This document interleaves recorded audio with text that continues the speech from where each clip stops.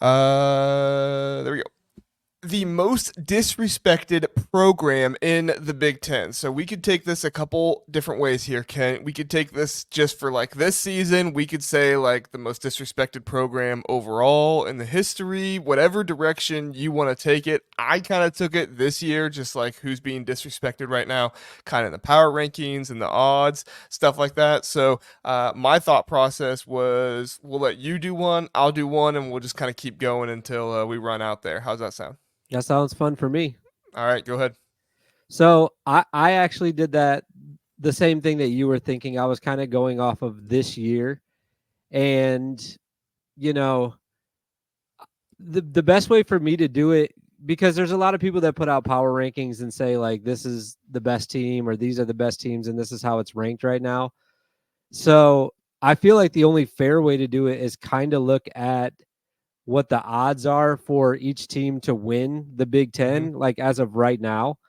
So I kind of did it three different ways. I took a team that I thought was at the top of the Big Ten that's too low on those odds, and then like a middle team and then a lower team. So the first team that I would talk about that I think is going to be near the top, that's going to be a top 5 team this year, and the odds are not indicating that right now, is Illinois. I think that they have built a roster this year that is going to be able to compete immediately.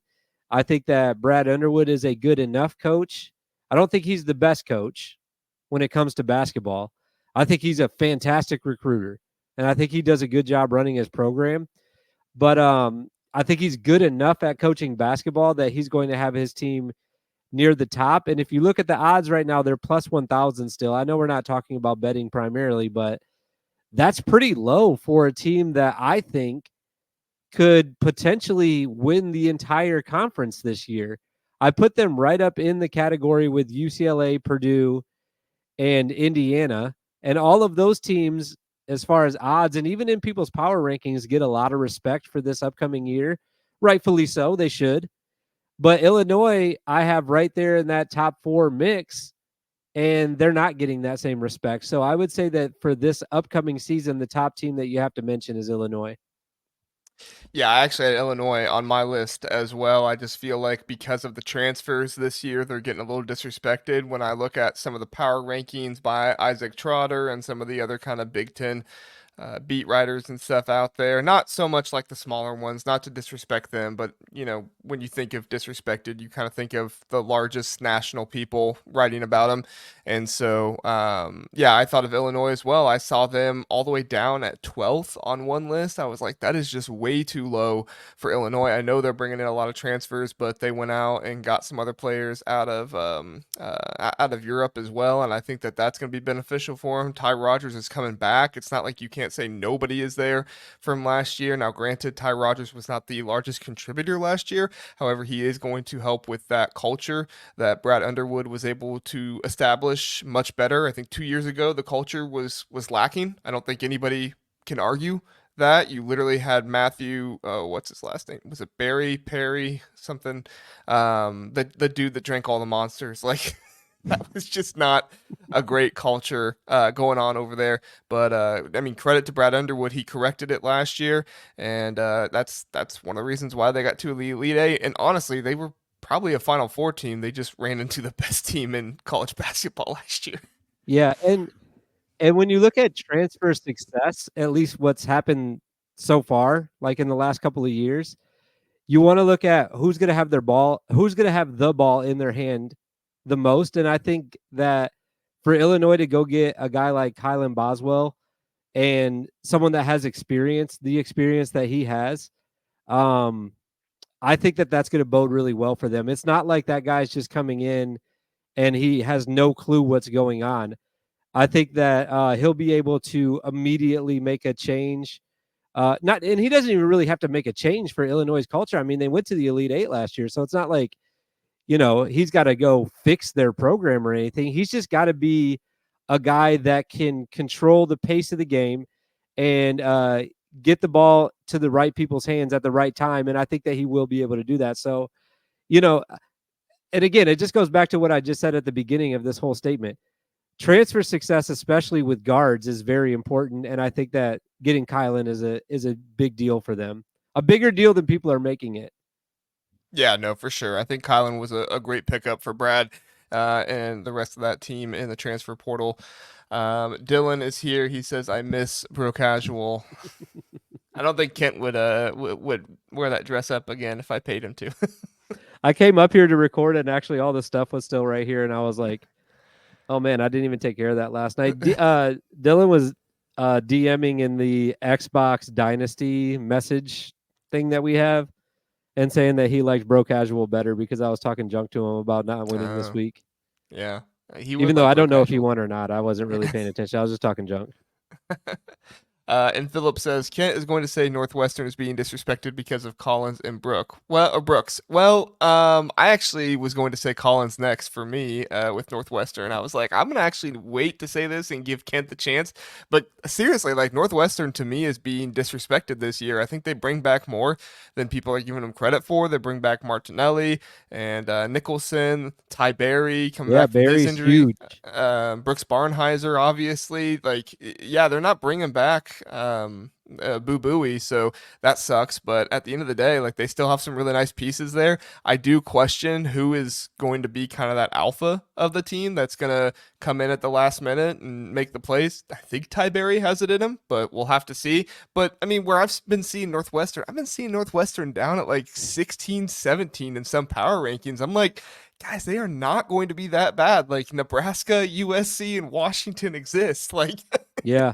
maybe not Washington, or no, USC. USC could be better than that. We'll see with what Eric Musselman can put together, and I think Eric Musselman's a really good coach. So it's just kind of the unknown right now. But still, at the very least, Nebraska and Washington and Minnesota exist. So they're not going to be all the way down there. Could they be a middle of the pack team? Sure, I could see that happening, but Northwestern brings back too much for them to be considered a 16, 17, 18 team in this league. I think if they're a middle of the pack team, it's more of a compliment to the teams that we're going to have at the top and less of an indictment on Northwestern for next year.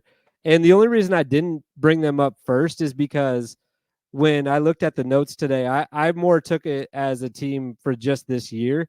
But to Philip's point, Northwestern is disrespected every year. Every single year they get no respect. They're like True. Rodney Dangerfield of the Big Ten basketball. They get no respect. None whatsoever. And that goes for football too, by the way.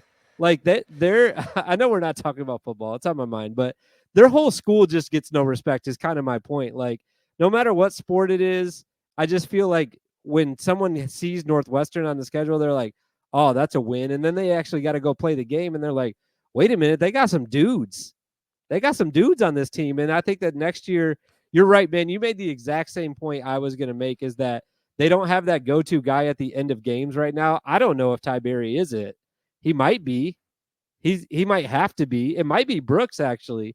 He might have to be at the top of the key and break somebody down at the end of the game with 5 seconds to go get a win. I guess I don't know, but I think that they're going to be a good enough team that they might not be in that position. They might win games anyways, where they don't need that guy at the end of games. They're going to play good enough defense and they're going to score enough that they won't need to do that, I guess.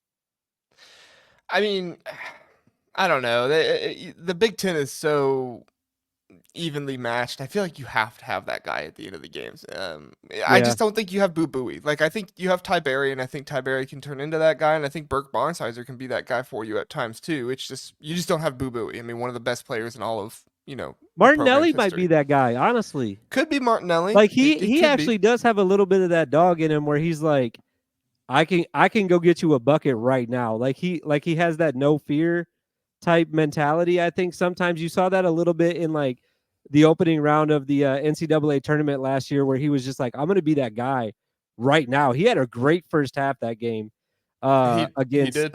against oh man, it was May's team. It was Dusty May's team, FAU. Yeah. Like played Well, really good against him in the first half, and it was just like, man, maybe he's that guy.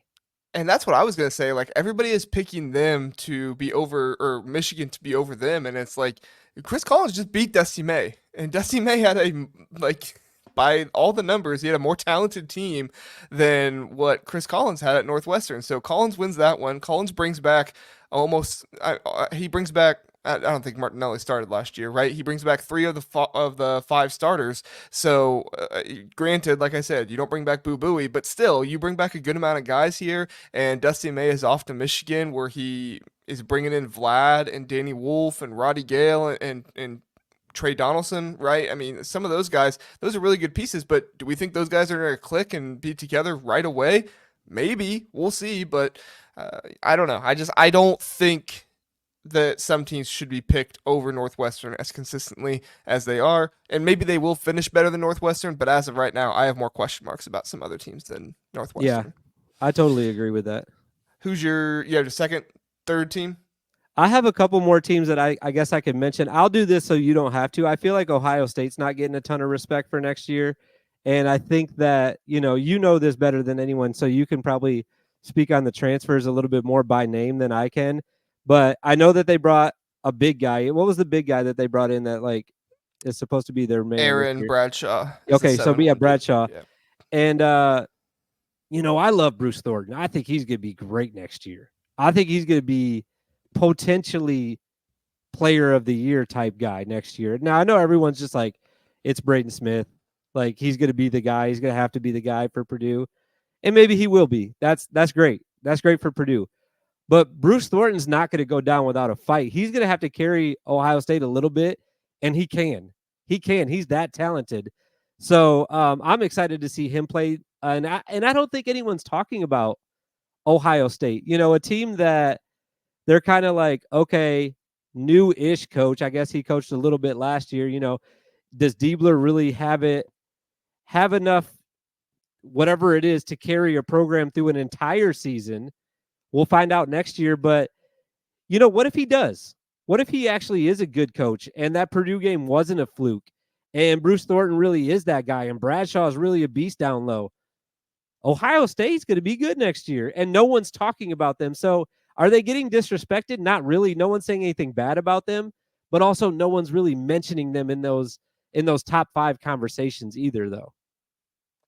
Yeah, I mean, I don't know. Sometimes I'm too pessimistic of a Yeah, you are. Ohio You State are. basketball fan. I don't think they're top 5. I definitely think they're top half of the league. And I've seen some where they're kind of on that borderline. I don't know if I've seen them as low as like 12th, but I've definitely seen them down at like 10th or 11th.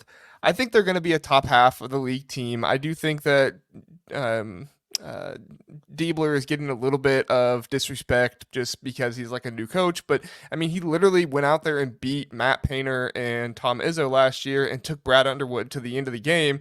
Some people would argue he would have beat Brad Underwood if it wasn't for the refereeing. I don't like making that argument personally, so I'm not making it. I'm just saying some people would make that argument.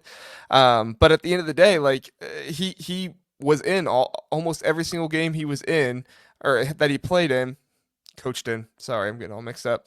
And like he's a good coach. He showed that last year. He was able to take a team that Chris Holtmann wasn't able to win with, and he was able to go out and beat Purdue and win at Michigan State, beat Nebraska. I mean, he was able to do those things that uh, maybe it was a fluke. I don't know. Maybe it was a fluke, but I don't think the Diebler disrespect, and I guess maybe that's what I attribute more to is just the Diebler disrespect. Like I get it, he's a new coach, but he did really well last year in the Big Ten, taking over a team that Chris Holtmann couldn't win with. So, um, Philip says we have to also do overrated, just so that way we can mention Maryland.